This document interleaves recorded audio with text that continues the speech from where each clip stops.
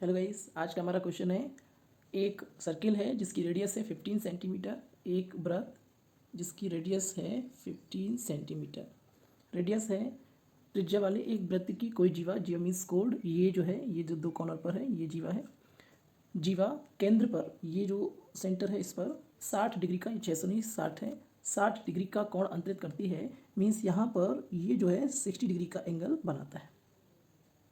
संगत लघु, संगत मीन्स होता है मिला हुआ, लघु लघु मीन्स छोटा। ये जो सर्किल है इसमें फॉर एग्जांपल ये जो छोटा सा एरिया है, ये वाला ये क्षेत्र है, ये हो जाएगा लघु, ये संगत लघु।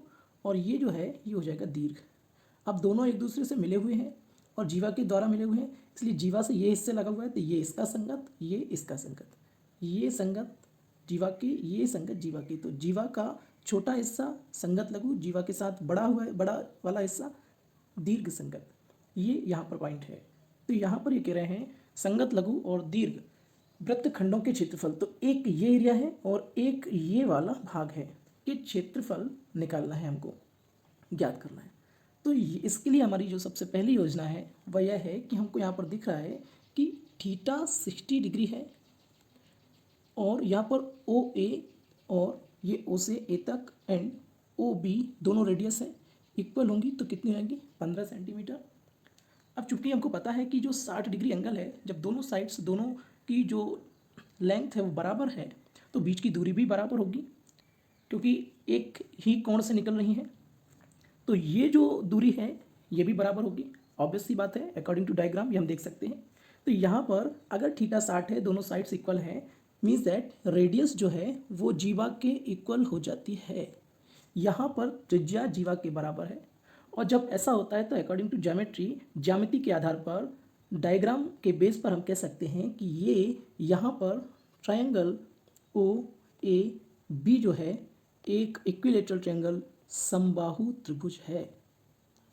जब ये समबाहु त्रिभुज है तो फर्स्ट ऑफ ऑल हम यहाँ से समबाहु त्रिभुज का क्षेत्रफल निकालेंगे। और समबाहु त्रिभुज का जो क्षेत्रफल है वो होता है √3/4 भुजा का वर्ग। ये समबाहु त्रिभुज का क्षेत्रफल होता है। तो जब जब भी ऐसा क्वेश्चन हमारे पास आएगा जहाँ पर रेडियस और कोड इक्वल होगी, जहाँ त्रिज्या और जीवा बराबर होगी और एंगल 60 डिग्री होगा, तो फर्स्ट ऑफ ऑल वहाँ हम इक्विलेटरल ट्रायंगल समबाहु त्रिभुज का क्षेत्रफल फाइंड आउट करेंगे। तो आइए देखते हैं कि यहाँ पर समबाहु त्रिभुज का क्षेत्रफल क्या होगा। √3/4, रेडियस 15 है, 15 सेंटीमीटर। √3 की वैल्यू यहाँ पर बोल रहे हैं आपको लेना है 1.73, इन दोनों को मल्टीप्लाई करेंगे, ये हो जाएगा 225 और ये हो जाएगा 4।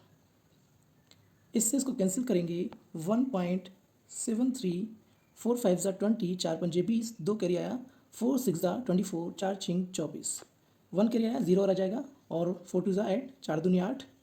और ये इस तरीके से 56 पॉइंट, ये सॉरी 2 यहाँ पर लिखेंगे, 56.25 ये यहाँ पर हो जाएगा 25। अब यहाँ पर हम देख सकते हैं इनका जब हम मल्टीप्लाई करेंगे तो ये वैल्यू हो जाएगी 97.3125।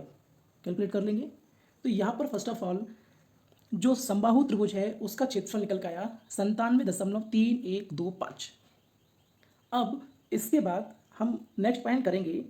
अगला हमारे पास पॉइंट है, दूसरा पॉइंट हम यहाँ से देख सकते हैं कि ये जो सेगमेंट है, माइनर सेगमेंट, लघु चाप जो है, लघु या वृत्तखंड जो है, इसका क्षेत्रफल निकालना है। तो सबसे पहले हम देखेंगे त्रिज्या के कारण, त्रिज्या में जो एंगल है वो है 60 डिग्री, तो पूरा जो एरिया होता है सर्किल का वो होता है πr², 360 में से होता है, लेकिन यहाँ पर जो डिग्री है वो है 60।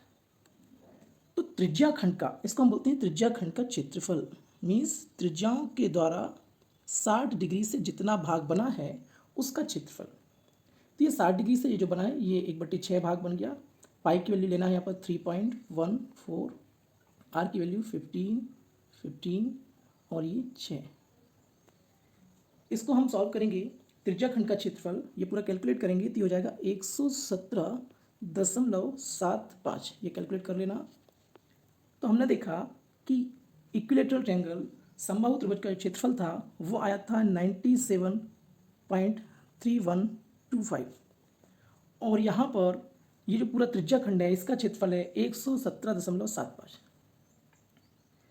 लेकिन हमको वृत्तखंड का क्षेत्रफल निकालना है, तो ये है, ये वृत्तखंड है, तो यहाँ पर हम छोटा वाला जो वृत्तखंड है उसका क्षेत्रफल कैसे निकालेंगे कि पूरा जो त्रिज्याखंड था 117.75, उसमें से हम जो समबाहु त्रिभुज का क्षेत्रफल आया था 97.3125, इसको माइनस कर देते हैं। इसको माइनस करेंगे तो ये हो जाएगा 20.4375।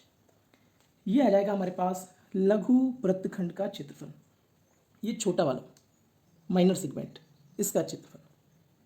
अब हमको निकालना है बड़े वृत्तखंड का क्षेत्रफल। तो सबसे पहले हम देखेंगे वृत्त का क्षेत्रफल पाई आर स्क्वायर मीन्स 3.14, उसमें 15 × 15 इसका मल्टीप्लाई करेंगे, तो जो वृत्त का क्षेत्रफल है वो कैलकुलेट करने पर आएगा 706.50। ये पूरे वृत्त का क्षेत्रफल होगा। अब यदि उसमें से हम ये छोटा वाला वृत्त का खंड हटा देते हैं तो दीर्घ वृत्त का कैसे निकालेंगे कि 706.50 में से ये वाला जो माइनर वाला आया था, ये आया था कितना 20.4375। ये अगर माइनस कर देंगे पूरे वृत्त के क्षेत्रफल में से माइनर सेगमेंट का जो क्षेत्रफल था ये माइनस कर देंगे तो हमारे पास आएगा 686.0625। ये हो जाएगा दीर्घ वृत्तखंड, मतलब इतने का क्षेत्रफल। तो सबसे पहले हमने क्या किया, समबाहु त्रिभुज का क्षेत्रफल निकाला। समबाहु त्रिभुज का जो क्षेत्रफल है वो आया हमारे पास 97.3125 समबाहु त्रिभुज। फिर हमने 60 डिग्री वाले सेगमेंट का क्षेत्रफल निकाला, ये आया था 117.75, ये त्रिज्याखंड का क्षेत्रफल। इन दोनों को माइनस किया तो ये हुआ 20.4375, ये हुआ माइनर सेगमेंट का क्षेत्रफल।